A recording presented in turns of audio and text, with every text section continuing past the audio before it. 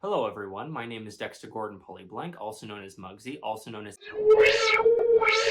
And this is bus etiquette. Whether it's a bus, a train, or a ferry, there exists a vibrant culture within every vehicle of public transportation. Luckily for you, I'm a cultural anthropologist who's been studying these noble savages for years, and I'm here to give you the rundown of how to behave in their presence. The first thing you need to understand is that anytime you board a bus, your needs and desires are more important than that of anyone else's. Anyone. In our modern industrialized culture, we are raised by society to follow the herd like cattle into the slaughterhouse that is collectivism. Public transportation is designed to crush your individual spirit and turn you into a passenger rather than a person. Make no mistake, the moment you walk through those automatic doors, you become subhuman. Be better. Rise above the system. Everything you thought you knew about everything, and also everything else too, is about to change. Alright, lesson number 1.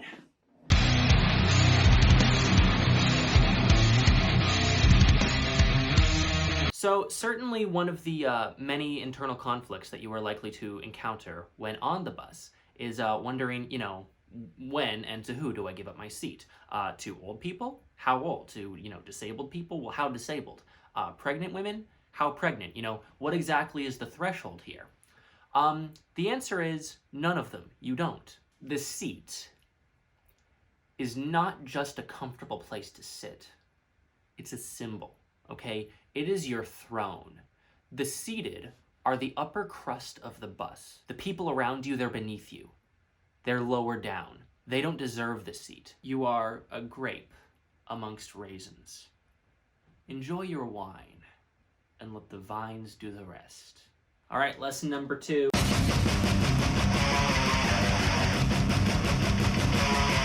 Okay, lesson number 2 is how do you locate it? In theory, should be just as easy as the bus might be at maximum capacity, right? In terms of seat. Well, there might not be anywhere for you to sit. You must keep in mind and understand that a person in a seat is above you. They're your superior. You are a worm to them. So what you do when there's no seats left on the bus, you find the biggest, meanest looking guy on the bus and you just sit right down in his lap. Just sit right down and let him know that I'm not like these other ones. I'm different. I'm different.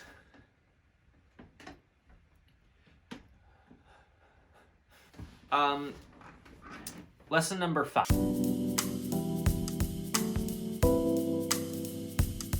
What do you do if you're sitting in a seat, in a rightfully earned seat, and somebody comes and sits on your lap?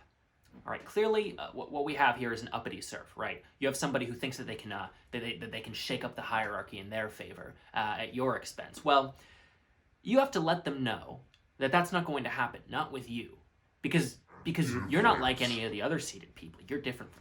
It's really just all about putting them back in their place, right? How do you do that? You develop a massive erection. All right, lesson number whatever.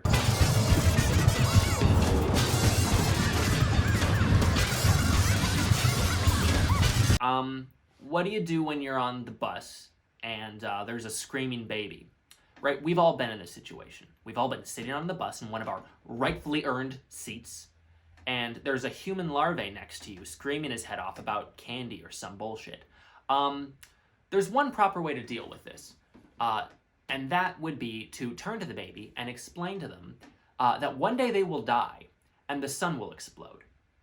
The grief from this existential horror will contextualize whatever it is they're upset about and make them realize how trivial it is.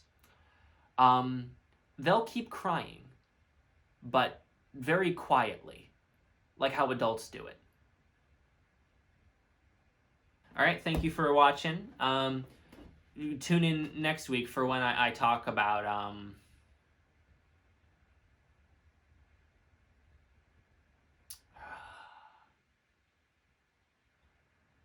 plane etiquette. Don't let those pilots boss you around.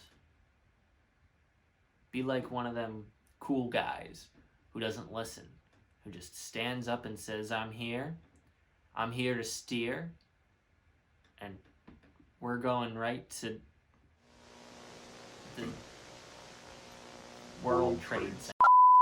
I can't can't put that in. I will go to jail under the Patriot Act. Oh, I don't live in America.